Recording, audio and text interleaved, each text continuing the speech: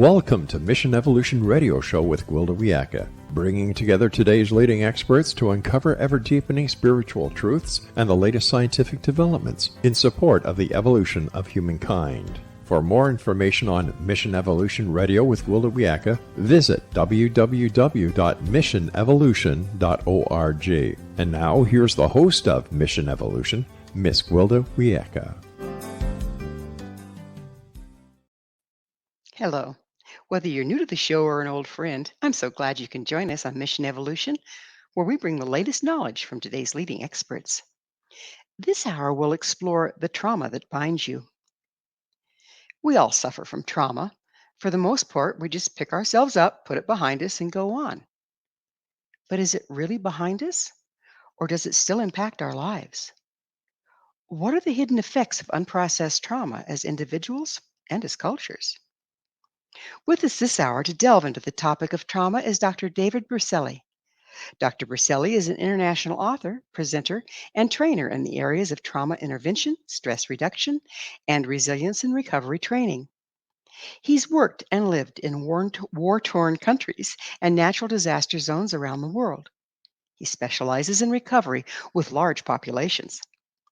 Dr. Berceli is also the creator of a revolutionary set of tension and trauma release exercises. He's the author of 3 books that have been translated into 15 languages, including The Revolutionary Trauma Release Process, Transcend Your Tough Times. His academic career includes a Ph.D. in social work, a master's in clinical social work, a master's in theology, and a master's in Middle Eastern studies. He's also a certified massage therapist and a bioenergetic therapist. His website, traumaprevention.com. Dr. Berceli, thanks so much for joining us on Mission Evolution. Thank you very much for the invitation. I appreciate it. Well, this is such an important topic right there. I'm so glad you could come on and join us. Now, it says you've lived and worked in war-torn countries and natural disaster zones around the world. What has that taught you about the lasting impact of trauma? Well, it's interesting. It's a little bit paradoxical. When you're living in a war-torn country, everybody obviously in the country is traumatized. So everybody has behaviors that are trauma-based behaviors. You don't trust, people are frightened all the time, high levels of anxiety, sleeplessness, etc. Now, those are the negative aspects of living in that kind of environment. But the paradox, and I only know this from having lived there, is that you're living with people who are living every day of their life as though it could be the last day of their life. That's a fascination, because people who are living as though they may die tomorrow live very differently than people who think they're going to live over the next 50 years. So there's a quality and depth of life as much as there's a tremendous anxiety and fear of life. It's an interesting paradox. Very, very. So you specialize in recovery with large populations. Tell us a little bit about that. Okay, so when you're in a place where there's been natural disasters or human-made disasters such as war or political violence, you don't have just a few traumatized people or a few family members who are traumatized. You have entire populations, whole cities. So we're talking about tens of thousands, hundreds of thousands, or potentially millions of people who have been traumatized. Well, the paradigm that we used to have around trauma recovery was you needed your 2 years of therapy with a clinical person to talk through the trauma, et cetera, to bring resolution to it. But that doesn't work when you have 1 million traumatized people. There's no such thing. That paradigm breaks down. So when I was living in these countries, I realized I need to find a method that can be applied to large populations and can actually be done without the aid or guidance of professionals. This re-empowers, which is very important for the trauma recovery process, re-empowers the individuals to actually act collectively to resolve their own traumas within their own families or communities. Fantastic. Well, we will get into that process later on the show, but let's go into a little bit more about trauma. Do you find that once a person has started to deal with trauma, that they have built more resilience than if they never had the trauma at all? Well, that's interesting. There's been a lot of research about that.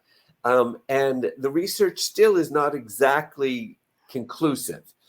In general, what I find when I work with these traumatized populations is as they go through the resolution process, there is a stage of reintegration or reframing. So if you stay in the trauma, as an example, and you don't start to work through what that has done in your life, you end up repeating a trauma pattern or behavioral pattern in additional relationships and behaviors in life. But if you can go through what's called a transformation point or a reframing of that trauma, where you can take it inside and realize, I hated that trauma. I don't want to have gone through it. But since I have become a completely different person. And the way I approach relationships or life is completely changed. So there seems to be a moment or a time frame where you have to reframe the experience. And when you do that, then the trauma can bring you back to a deeper life than what you had before the traumatic event. Does this reframing involve gratitude? Unfortunately, yes. See, because that's painful. You don't want to tell somebody who's just been physically abused that you should be grateful for that. I mean, that's the wrong time. But at some point, there's a gratitude that I went through the experience, I survived the experience, and then the questioning of what did I learn about my own inner strength? That's what's invaluable. How did I become a stronger person as a result of this experience? So we're looking at two different outcomes possibly here. One, the person that doesn't embrace the experience and make that reframing, and the one that does. Now, the one that doesn't is do they then become less resilient? Do they then recreate the trauma in their lives? Yeah, that's almost perfectly right. What will happen is they create a behavior, which is part of a neural pathway. And so it's not just an ego or consciousness, it's being done unconsciously. But the behavior, sadly enough, ends up being because the human organism continues to grow through life, they'll re-experience in some way the memory of this traumatic event, and then they'll want to cut off from it, dissociate or numb themselves from it. So they go in and out of what we call this wave of the trauma gets resurfaced and I try to hide from it. That's when they start to use maybe substances as an example to numb themselves out, because the trauma emotional and psychological experience is so overwhelming and so intense. Our first desire is to just numb that out. And so then they'll get caught in this cycle of intense experience of life and numbing out.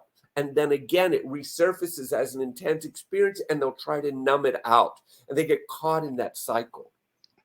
Do they also tend to project the trauma of the past onto the circumstance of in the present, even though it's not necessarily the same? That's almost exactly what trauma is. Trauma is having experience today that's activated by some experience in the past that is no longer present today. As an example, here's a good example. When I was living in war, I came back to the United States. My first few months back in the US, it happened to be 4th of July. Now, I was looking at the fireworks. I was saying in my brain, they are not dangerous. This is not war. And yet my heart was beating. I was actually having anxiety. I was sweating, even though consciously I was seeing that this was beautiful and should be fun and playful. I could not do that in myself. And that's a replication of a traumatic event, which comes from a neural pathway that was still activated in me just by sound. So then, when a person is in that situation, PTSD, or again, just projecting the events of the trauma of the past onto the present circumstance, they can't really be present, can they? That's the problem, is that our brain is somewhere else than where our body actually is. So I could be completely safe in my living room, even with friends, and still experience traumatic anxiety, like you said, post-traumatic stress symptoms, and they do not exist in the present moment. So it's also a body issue, isn't it? I mean, the stimulus, then the body takes over with what it produces as far as adrenaline and brain chemistry, and on we go. Right. Yeah. If you think of this is a little complicated because in science we've separated the brain and the body to study them, which has been very useful. We study neurology and we study physiology. But the human person is a living organism that's a combination constantly of both. They're interrelated to one another. So I could have a thought that causes me to sweat in fear, and there's no fear in the situation, but the thought is actually affecting my physiology. Or I could be in a situation of extreme danger, and if I'm dissociated, I'm not even having any result physiologically from that danger. So you can see how the brain and the body try to function together to help us survive, but sometimes those neural pathways get sort of confused. But there is no such thing as a separation between brain and body. That does not exist. And there's no such thing as a separation between neurology and physiology. They are constantly interacting in the human person. Would you mind clarifying disassociation? What does that mean exactly? Okay, so dissociation means that I might be here, but I'm actually cognitively not connected to where I am in my body. So dissociation is a great example. A simple car accident, as an example, a person could get out of the car, they could feel absolutely like they're okay, but then when they go home 4 hours later, they break down sobbing. That was a temporary form of dissociation from the overwhelm of the shock of the car accident. Even though I may not have been physically injured, it was still such an overwhelming sensation, but it couldn't be processed at the time because maybe crying or collapsing or falling apart was not the most useful thing for the survival of the car accident. And so the brain and the body collectively together will say, we're not going to deal with this right now. We're going to stay connected and we're going to stay integrated so that we can do what we need to do to survive. Once survival has been established and they're home and they're safe, then the neural pathways come back online and the person has a neurophysiological collapse from the experience. Is there cases of disassociation that's long term? Oh, yes, yes. If you have childhood developmental trauma is a great example, sexual abuse or domestic violence, you can live as a dissociated child all the way up to like 18 to 24 years old. And that's when sort of an adult neural pathway starts to develop. You start to kick in some new ways of behaving. And even only at that time do you begin to discover, oh my goodness, my whole childhood I lived dissociated. I never knew that. How could you know that if you have no feelings? Here's a good example. If you have a family member who might be alcoholic or a drug addict and they're unpredictable, as a child, you'll live with unpredictability constantly, which means you really never let your emotions be out and available because you never know if they're going to be smashed. And so you learn how to live without sensing any emotions, as an example, and then you learn that that's the way to live life. That sounds like, and we're just about ready to go into a station break, but it sounds like you can't really process from that place, can you? No, that's the problem. And then, but see, I believe that eventually what happens is that the organism chooses to come out of that state. It doesn't like it. It's too, like you said, there's too much adrenaline and cortisol running in the system. It's exhausting it, adrenal failure. And so it chooses to come out of that state, but then you start to feel, and that becomes terrifying. Well, it is time for that break. Dr. Berceli and I will return very shortly, so don't you go away. This is Mission Evolution, www.missionevolution.org.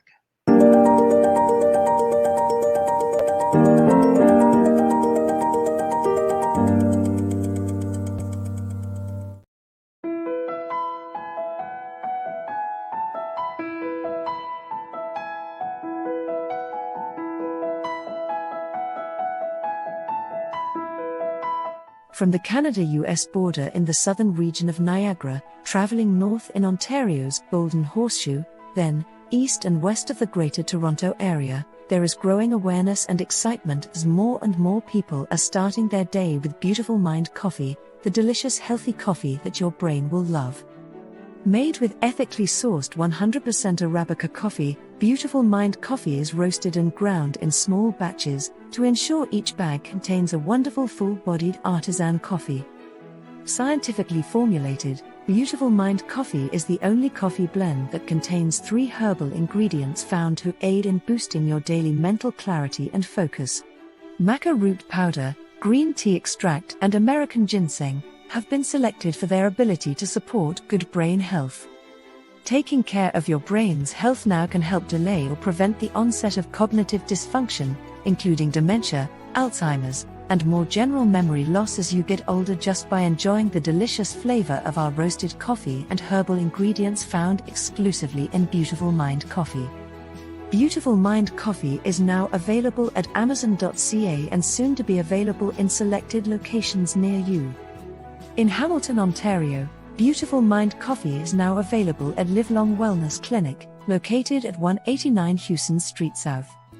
Beautiful Mind coffee can be ordered by telephone by calling 416-436-3675 or 905-536-2450.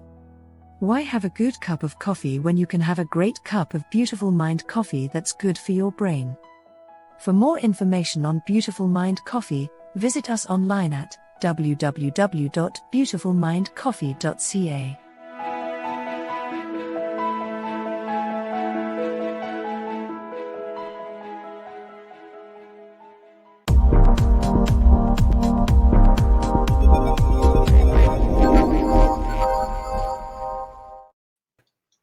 Hello again. This is Mission Evolution, missionevolution.org. With us this hour discussing the devastating impact of trauma is Dr. David Berceli. His website, traumaprevention.com. Dr. Berceli, would you say that at this point in our entire culture in the U.S. is suffering from trauma? I would actually say the globe is suffering from trauma. Now, and that's because of mostly news media. We're very much aware of everything that's going on the planet, or many of the things, and all the disturbances.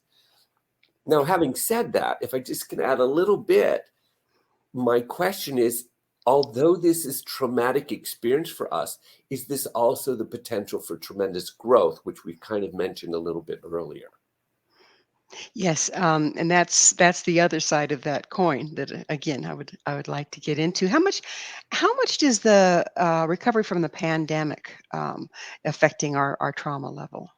Well, the pandemic itself, which was fascinating to me, I watched, people were isolated and forced to be in isolation.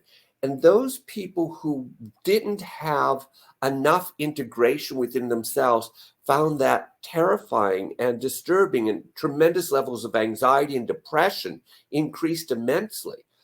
But people who were able to quietly go in themselves, they were able to see that as just an opportunity to be alone and to sort of integrate what's going on in the planet. But because our societies are so geared towards expression externally rather than reflection internally, a lot of people were very seriously traumatized by it. Obviously, if they lost their job and whatever, lost family safety. So we're still very much recovering from that. That's not over at all. And that's global. And it's interesting when you spoke earlier in the first segment about how we don't like feeling that way, and so we get the physical responses, and then we start to self-medicate, whether it's through drugs or alcohol or overeating or sugar, and we saw a lot of that during the pandemic. Does that continue? Yeah, it will continue unless people replace something healthier in their lifestyle, because those things are addictive. So you're talking about food and alcohol, drugs, behaviors are even addictive. So once the pandemic was sort of over, what we call being over, people were able to go back out again. If they were able to re-engage in meaningful behaviors in their life, then they probably got through that or got rid of that addictive behavior because they actually didn't like it. It was the only behavior available to them at the time, or so they thought. But those who had nothing to replace that behavior are probably still stuck in that cycle. Do you know if we're seeing an increase in addictions post-pandemic? We are. I know only in the United States, though. I don't know about globally, but fentanyl seems to be the highest increase in drug use that we have in the United States. I'm not sure it's from the pandemic exclusively, but I know that there's a huge, like 2,000% increase in the use Oh, and death, unfortunately, of fentanyl. what is fentanyl? What does it do exactly? Fentanyl, it's a synthetic drug, actually. And what's difficult about it is that you could take a little bit or a little bit more of it, a little bit more of it, because the dosage is not equal all the time. And so it's a drug, it's a synthetic drug, but when you take it by tablet form, or you can smoke it as an example, you don't know the intensity of the dosage that you're dealing with. So unfortunately, a lot of people are dying from it accidentally through overdose. And what they're doing is they're using it like in marijuana, as an example, where we have medical marijuana you're allowed to use. Fentanyl is a preservative. So people don't know it. They could be smoking marijuana that has fentanyl in it as a preservative. And so they're overdosing from that. Oh my goodness. Is it also in our food? Not that I know of. I'm not sure of that one, though. There's that blessing, right? Yeah, right. Yeah. Exactly. Yeah. So how can a person tell if they're suffering from trauma? Most of the time, people can tell because they feel lonely and isolated. They don't like their own behavior, or they don't even like their own thoughts. But there's like this glass wall, and they can't connect out to somebody else. So you could actually be experiencing severe trauma, as many soldiers do when they come back from having been in war. They could be sitting in the room with their family members and feel completely disengaged, even though they may be talking to them, but there's no connection, no heart connection, no emotional love connection, no connection of safety. It doesn't exist. So it induces a sense of real loneliness and isolation. That would probably be the key indicator that a person still is suffering from post-trauma symptoms. Is that another case of the disassociation you were speaking of earlier? Yes, exactly. Now, here's an example. That dissociation is they're dissociated from being able to have affection or connection to another person. But unfortunately, they're not dissociated from their own internal disturbance or dissatisfaction. They're feeling fear or anxiety or lack of love or connection, but they're not able to get out of that and engage in it externally. So there's a real paradoxical conflict that goes on in them. This is usually what leads to suicidal ideation. Mm. We spoke of the body connection in this. What role does the body play in this state of disassociation and trauma? Okay, so if you think of dissociation, think of numbness. So the body becomes numb. Like I said, you could hug and hold somebody, and you should be able to feel that. You should be able to let that inside of you and feel the warmth and the caring, but you're just physically hugging and holding. The sensory receptors in the very tissue itself are not fully activated. So I can hug somebody, but I can't sensorily feel them in that emotional connection way. I might be able to feel them physically, but I'm not online entirely to have that physical connection connected to heart, lungs, uh, our eyes, our lips. They're not all online. And so you don't have a full connection, which leads to sense of emptiness and loneliness. Which leads to substance abuse if you're not careful, yes? Oh, absolutely. Mm. Yes. Mm. So we were talking about how, okay, on the one hand, there's the person that doesn't really recover. They just kind of start to project their experience onto their world at large. And is this kind of where they end up? Is in this disassociative state where they can't connect with other, and looking at depression and suicidal tendencies. In general, yes, that continues. But as life would have it, there will be episodes that almost force us to reevaluate us. So you might see the birth of a child as an example. Maybe a young woman who had been abused as a child, or a young man abused as a little boy. But then they have the birth of a child, and somehow that miraculous event turns them on. And all of a sudden, their heart is alive. They have eye connection. They kiss the baby and they feel warmth. And this may be for the first time in life, or even if they just fall in love, partners or spouses fall in love. These adult experiences that we have later on in life constantly are kind of knocking at the door of the dissociated person saying, look, come alive, come alive. And so life in its own way has a way of trying to continue to re-stimulate us to stay alive. But once that happens, then are we faced with the backlog that we have to work through to continue that aliveness? Yes, as much as I hate to say that, that's when coming alive has two different experiences. It's paradoxical. I'm excited. I finally can feel and see and hear and sense things. And now I've got to deal with the 18 years of my life where I couldn't do that and why I couldn't do it and the person I hate for that reason and etc. So we have to go through all of that. That's that process we talked about a little bit earlier, where you have to take all of that experience and in light of the new person that you're becoming, you have to reframe that past experience as some way that it helps bring you to life. Sounds kind of like when you've frozen your fingers and they're coming back to life. It's not a It's pleasant no experience. different from that. We're just talking about an ego and neurology, but it's the same thing. It's about thawing out and getting feeling and sensations back again. Is the first stage of that kind of being triggered a lot because suddenly you're aware of what you're feeling? It has to be triggered because if you're in a sort of numb or dissociated state, you're not aware of it. So there Hmm. has to be some trigger that pokes at it. Okay.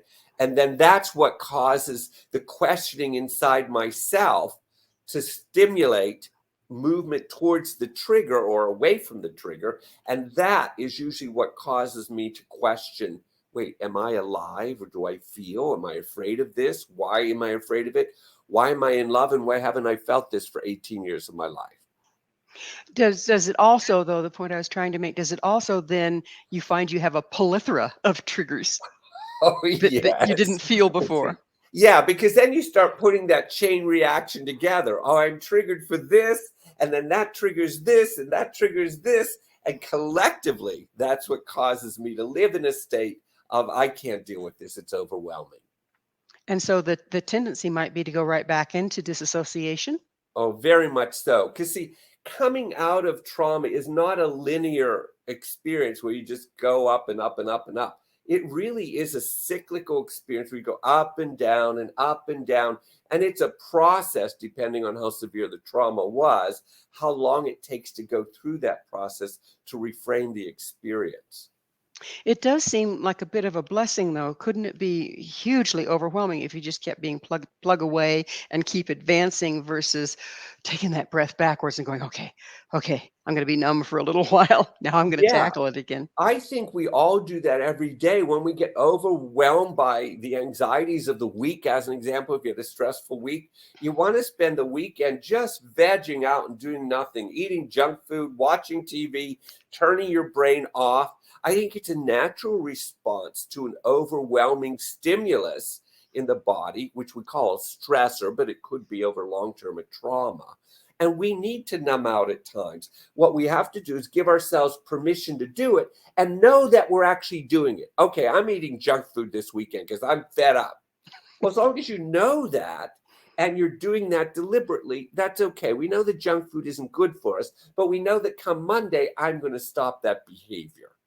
So yes, we need these reprieves. Absolutely a reprieve.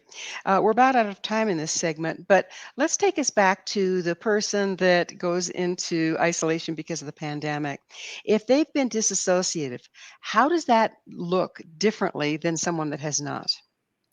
Okay, the person who is dissociated from the pandemic and they're still in it, they're still engaged in the behaviors that they engaged in during the pandemic. They haven't replaced them with healthier, different behaviors, whatever they might be. And that might not, they don't have to go to the gym or anything like that, but they might have to reconnect with family members, or they need to go out and re-engage their social life, or even re-engage back with their children, as an example, if they had pulled away and dissociated from them, engaging in the school system. Whatever behaviors they had before the pandemic that were healthy, even if they were unhealthy, they could re-engage in those. But if they haven't done that and they're still living as though they're in the pandemic, then you know they haven't been able to come out of that and replace the behaviors. When the question I was trying to ask is when a person is put in isolation and they're already disassociative, is it more difficult for them? Are they the ones that have trouble being alone with themselves? Yeah, that's a little bit complicated because you're talking about two things. They're already dissociated and you isolate them more. It simply intensifies that dissociation Mm. and almost becomes, in some ways, more desirable. Mm-hmm. See, Mm-hmm. and so that becomes the danger of it. They isolate even more because it seems to be even safer. Mm. And so now the pandemic's over, but they're still living in a very isolated way that they don't need to live in any longer. And so they don't re-engage. Well, it is time for that promised station break. Dr. Berceli and I will be right back to continue this fascinating discussion. So you stay right there. This is Mission Evolution, www.missionevolution.org.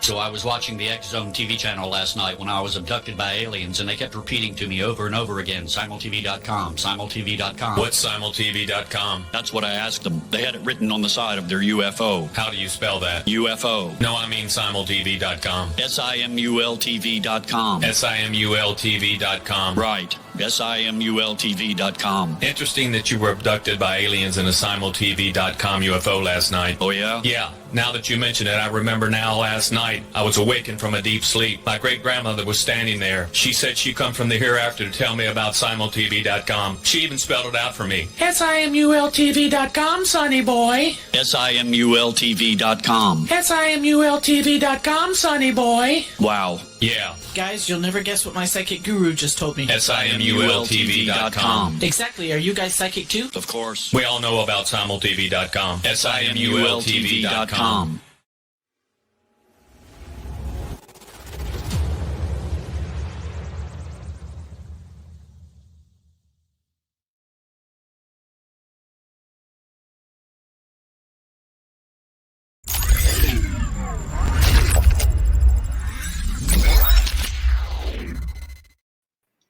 Hi there. This is Mission Evolution, missionevolution.org. Our guest this hour is author of The Revolutionary Trauma Release Process, Transcend Your Toughest Times, Dr. David Berceli. His website, traumaprevention.com. Dr. Berceli, would you outline how trauma affects us on all four levels, the physical, mental, emotional, and spiritual? Okay, when you think of the human organism, I like to say that rather than the human person, because we're a biological living organism. Literally, there is no separation between any of those. We are biological, so we're physical, we're neurological. And so that means we have a psychology because of an ego or a cortex. And because we have a cortex or an ego, we can think outside of ourselves, a higher being or some sort of meaning in life. There's no way to separate those. And what I discovered is that every person who's recovering from trauma will hit every one of those four areas of being human. Even if they're atheistic and agnostic, it doesn't matter.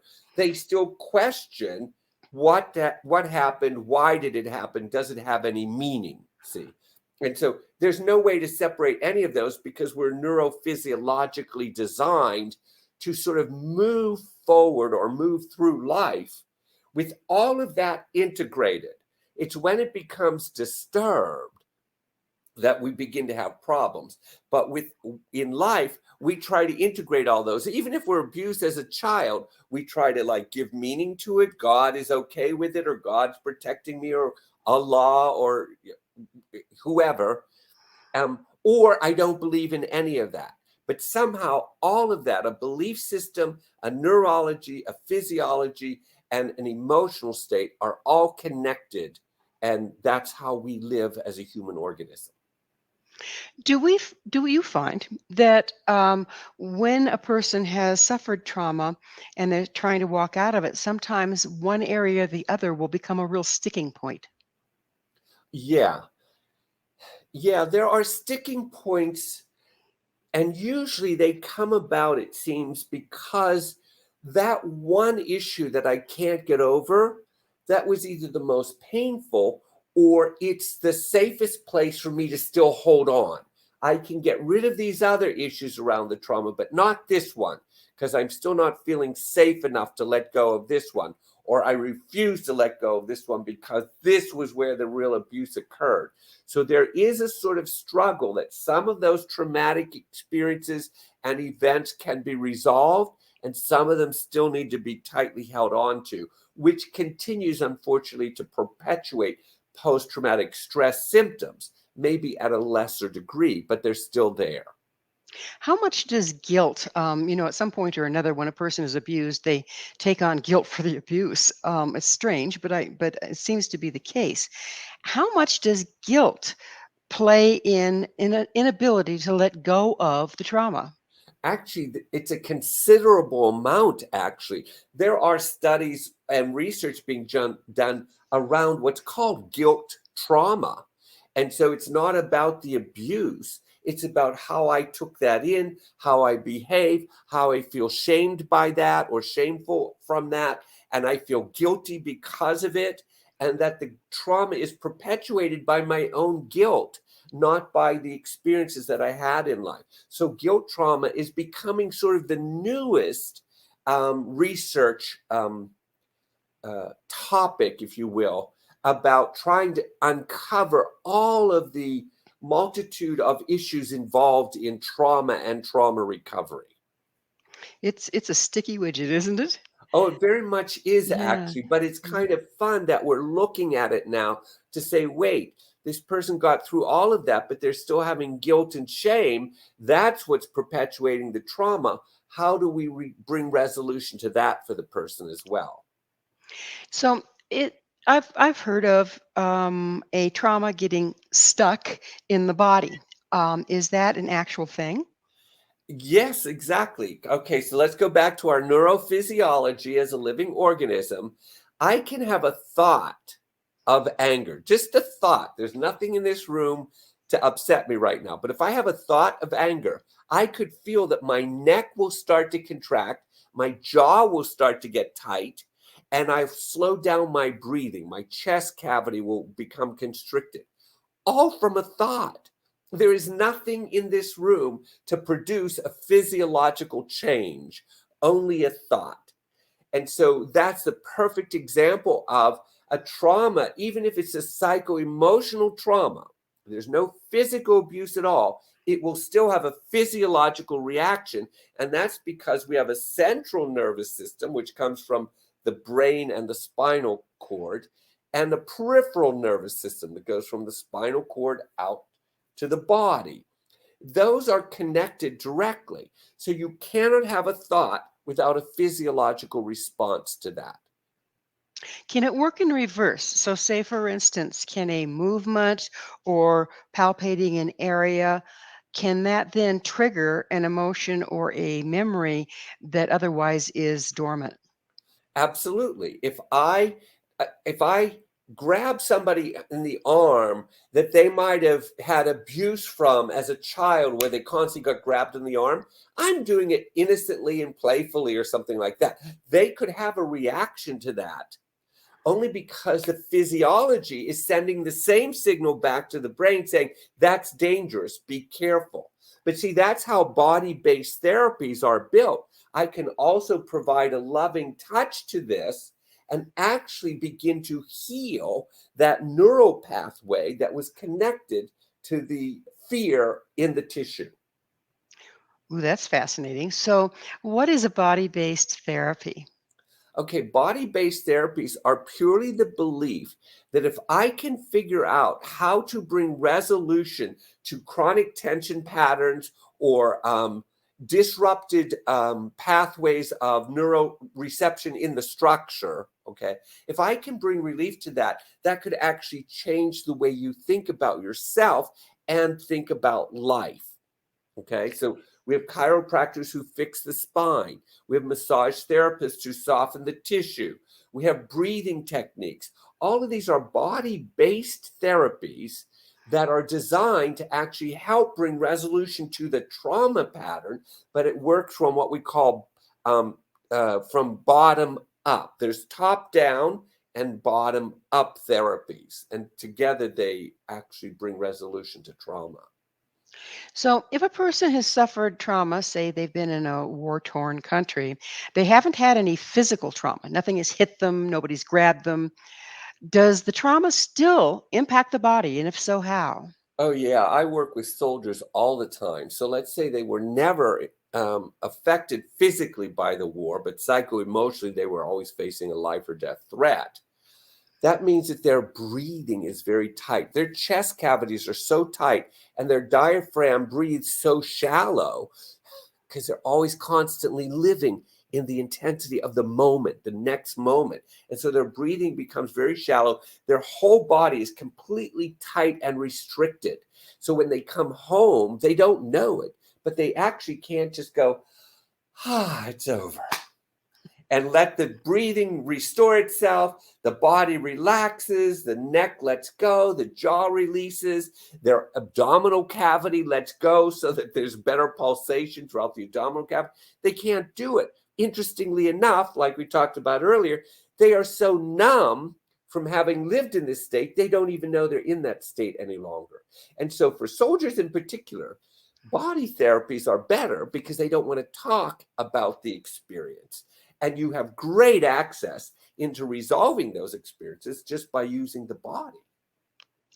Dr. Berceli, knowing what you do about the body, given that you've studied massage therapy and all of these different modalities, can you personally just kind of sit back and look at a person and the way they move or the way they hold their body and recognize particular kinds of trauma? Oh, very much so. Not just myself, but many body therapists. I mean, that's what we do. We first look at the alignment of the structure. We look at the breathing. We look at the hips. Are they higher or lower on one side, forward or backwards? All of that are cues. And only through experience do you get better and better at perceiving almost immediately, oh, wow, I can see already where they have a chronic tension pattern running through the structure. It may take a little while to get it out, but I know that if that pattern doesn't come out, they're not going to be able to go back into a fully alive organism. So, does that mean that you can work on it? You can figure it out mentally. You can work on the emotions around it.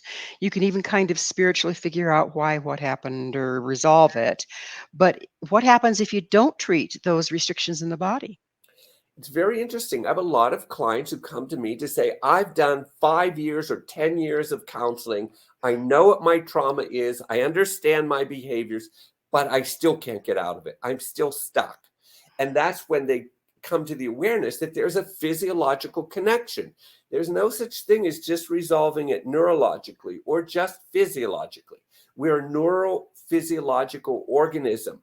Both have to be connected. So I have to release the pattern, the holding pattern from the tissue associated with why you created that holding pattern. Both of those must occur. Now, sometimes they can occur just by me talking to you. So I could say to you, okay, just think about a beautiful, calm place in your life when you got free of the trauma. What's the day that you got free of it? And your whole body could just go, oh, I remember that so well. No, I didn't tell you to take a deep breath. I didn't tell you to let go or let down. I just said, think of the day that you were free. And just the thought created a physiological relaxation. I could do the same thing with you and say, take a nice deep breath and feel it in your belly and let it come out very slowly. And you do that. And then you say, that anxiety I had when I came in here, I don't have it anymore. So I didn't do anything with your brain. I just did something with the physiology. So you can see how they work back and forth with one another. If the body isn't in the game yet, does it stunt the others from their healing as well? For sure. At least that's what I've seen. You must include all four of those elements you talked about: the body, the emotions, the psyche, and the spirituality. They must all be included there. It's an impossibility to heal a trauma without all four of those being affected. Now, how that happens is very different for everybody, but all four of those are ultimately reworked and reorganized into a new way of being as a person. We're about out of time in this segment, but you were talking about all this stuff that gets locked in the body. If we don't correct that as individuals, can it be passed on genetically? And could we have inherited some of it? There's a lot of research around that, and that's not my particular field. And some of the research says, yes, we pass it on genetically. And some research says, no, we don't. So I'm undecided about that because I think the research is also undecided about it. But I wouldn't dismiss that as a possibility. We sure see cultures carrying similar trauma, don't we? Yes, but see, is that a learned behavior? And even if it's a learned behavior, is it genetically learned behavior as well? Different than just a psycho-emotionally learned behavior. So you're absolutely right about that. That's why it sort of needs a lot more study. Was that passed on genetically? And that's gene research, different from was it passed on psycho-emotionally or culturally, which is a psycho-emotional or behavioral research process. Nature, nurture. Exactly right. Yeah, Yeah. exactly. Okay. We are, like I said, about out of time in this segment. But when we come back, we've certainly outlined the problem beautifully. And I understand that you've done some very, very interesting work on creating tools to help walk us out of trauma. What's the name of the technique that you've developed? Okay, so the name of the technique is tension and trauma releasing exercises, just because it was sort of a simple name to apply to it. But it's just really a series of simple exercises that activate a natural mechanism in the human body to actually begin to resolve traumatic experiences. Fantastic. Well, on the other side of this station break, we'll delve into that. So please stay with us as Dr. Berceli and I continue exploring overcoming trauma. This is Mission Evolution, www.missionevolution.org.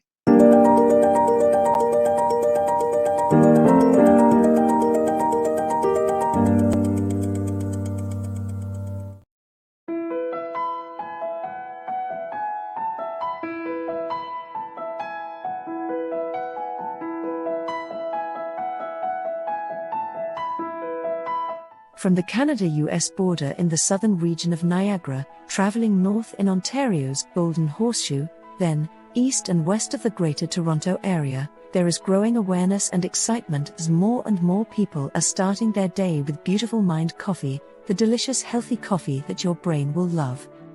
Made with ethically sourced 100% Arabica coffee, Beautiful Mind coffee is roasted and ground in small batches to ensure each bag contains a wonderful full-bodied artisan coffee.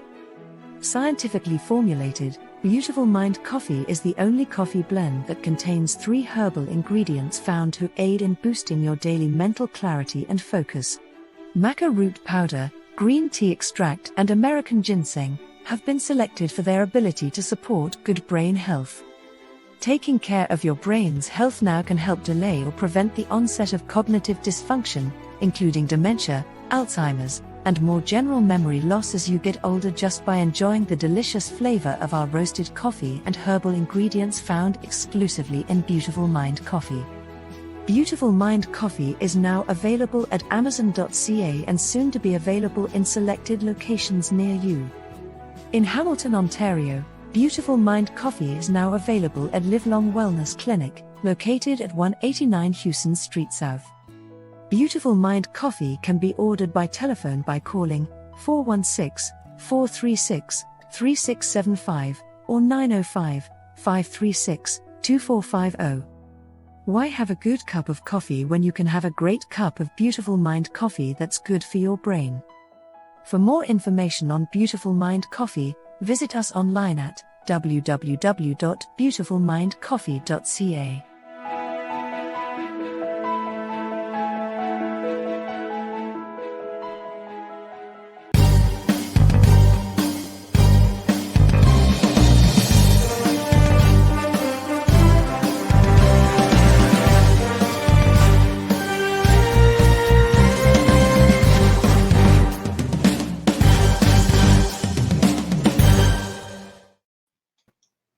This is Mission Evolution, www.missionevolution.org.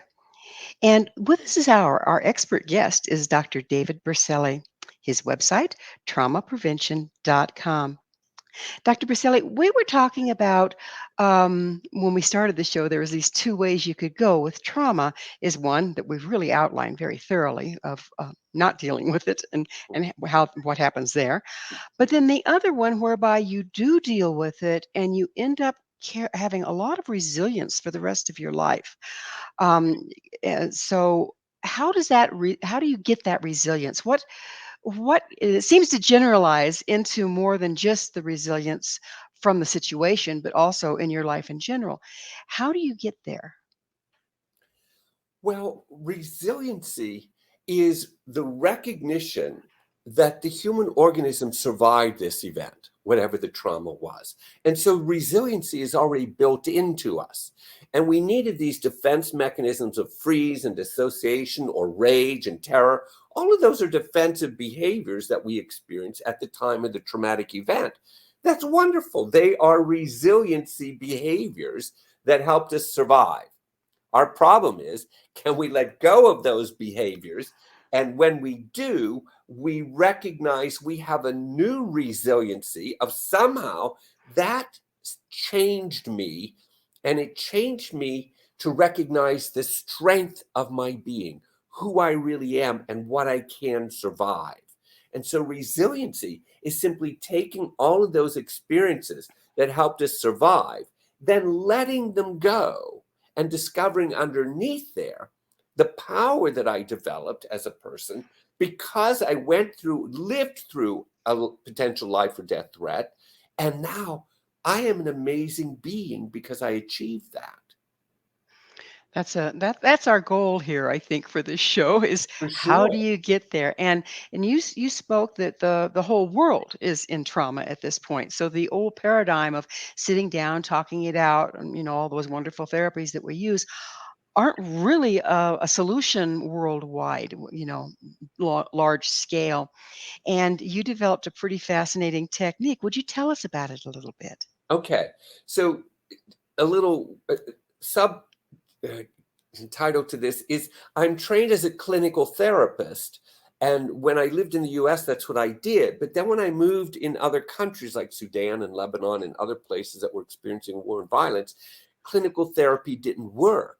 And so it's almost like my paradigm was broken. That was my trauma, was that all this training I had, I thought I was going to put to good use and discovered it didn't work. Thank God I had a background in body work. But I realized when I was watching people, think of this, two different experiences I had, very common to everybody in the world. One experience was that when a bomb or shelling would start or there'd be gunfire, immediately my reaction would be to crouch down into a fetal response. But when I looked around, everybody crouched down into a fetal response. That was normal. What fascinated me is we weren't trained to do this. Our neurophysiology knew that when this organism is in danger, pull it together, what we call the fetal position. You pull together, you protect your underbelly, and you crouch down. So that was the first thing. When I looked at that, I thought every human organism knows how to do that. No one was trained to do it. It just does it as an impulse. The other one, and this happened later on when I was in a bomb shelter and I had a couple of children sitting on my laps, and the bombing was terrifying. And I was holding these children, and I could feel in my hands that these children were tremoring in terror. And when I looked around the bomb shelter, I realized that all the young children were tremoring freely. But by the time they became like 10, 11, or 12, sort of those teenage years, I could see they were starting to shake, but they also were trying to control it or stop it. And none of the adults were tremoring. And that fascinated me because I thought, oh my God, I'm seeing how we would be if we weren't, quote, educated to control ourselves. That these 2-year-olds were actually being free and alive and tremoring out their terror. Whereas by the time we became teenagers, we were learning how to control ourselves from these, quote, primitive experiences. And all the adults were completely frozen. They didn't tremor at all. So when we got out of the bomb shelter, I asked the adults, do you tremor the way the children do? And the answer was perfect. They said no, because we don't want the children to think we're afraid. And right then, all the bells went off in my head. We think that tremoring, when we shake in fear, we're afraid, we're weak, we're vulnerable, we're insecure, we're not strong. So we've associated this tremor mechanism with very negative qualities, which is not true at all. Actually, the children tremoring were in a healthier, more alive organism than the adults who were frozen. So what I did was I took those two impulses, this one pulling together in a fetal response and the tremoring mechanism in the human body, and I thought, can we induce that tremor response in a safe environment? And is it able to release those tightly held tension patterns that we talked about in trauma? And sure enough, it does. All I had to do was find a position that inverted the fetal response. So that was an extended position. And if I hold the person in that extended position through a number of different ways, their body will begin to tremor. Once it tremors, we take them out of the extended position and they're just laying on the floor. And the tremor mechanism literally will travel through the structure, finding the contracted tension patterns, which it does not want because they're killing the organism, this alive organism. It's reduced its pulsation. And so the tremor mechanism's job is to actually find those patterns and release them so that pulsation is restored again and the human body comes back to life. And when it does that, it changes the neural connection that was associated with why they were holding that tight muscle group in the first place. So to recap, see if I understand, as the people got older, the ones you were observing, they showed less of the outward signs of fear. Right. Was the trembling in the child actually processing the fear out of the body in the moment, or the others were internalizing it? Yes, exactly right. The others held on to it, now unconsciously, but they basically froze the structure. They would not allow it to tremor, whereas the 2-year-olds didn't have that control yet. And so the organism was allowed to pulsate in whatever way it wanted for safety purposes. It's no different than when you see a dog shaking in a thunderstorm. You know the thunderstorm is okay. The dog doesn't know that. You know they're going to be safe. They don't know that, but they'll start tremoring. And the tremoring is the natural discharge of the high adrenaline that was immediately pumped into the body because of the fear. And so the tremoring serves for the purpose of discharging the adrenaline. And when it does that, it no longer contracts the tissue of the structure. Let's go. So you recover quicker from the adrenaline rush than if you try to control it. Yes, because that's one of the reasons we might drink alcohol. We'll have a glass of wine or a beer or something after a traumatic event. Let me calm down my nerves. So we take a drink. But the tremor mechanism does that automatically. What's really sad is when people come home from a car accident, as an example, and they're tremoring at the kitchen table saying, I'm still nervous, let me take a drink to calm them down, which is the worst thing to do because the tremor mechanism is doing precisely that. So we've misinterpreted its potential therapeutic value. Is there also a side effect of as you speak of these animals trembling or children trembling, my natural response is to comfort them, to protect them. Does it also have a side purpose like that? Well, yeah, it's an overt expression of fear in the human organism. But instead of trying to stop the tremoring, you can hold them, which does comfort them, which produces the sense of safety, and therefore the adrenaline is allowed to go through the structure. The person's allowed to tremor. No different than if they cry. If a person is crying, you don't want to hold them to tell them to stop crying because that's just an organic pulsation of another overwhelm. But you do want to hold them to provide safety and say, you keep crying until it's done. It'll stop by itself and the adrenaline is over. The crying will stop and the person will feel great. But if we interrupt this biological mechanism, which is so organic, then we will freeze in the structure, the crying or the tremoring. So let's take it back to how much trauma we have in the world, and we don't have a body worker to put a person in that position or anything else. What if your method can be used by the individual? Well, that's the whole point, is the method was designed to be completely safe and effective without the direction of a therapist, see, because that's going to hinder everything. It should be used by families. It should be used by teenagers who are friends and a group, a social group. It could be used by organizations. First responders, as an example, I taught a lot of them. After they've come back from whatever tragedy they've been to, they can do that as a group.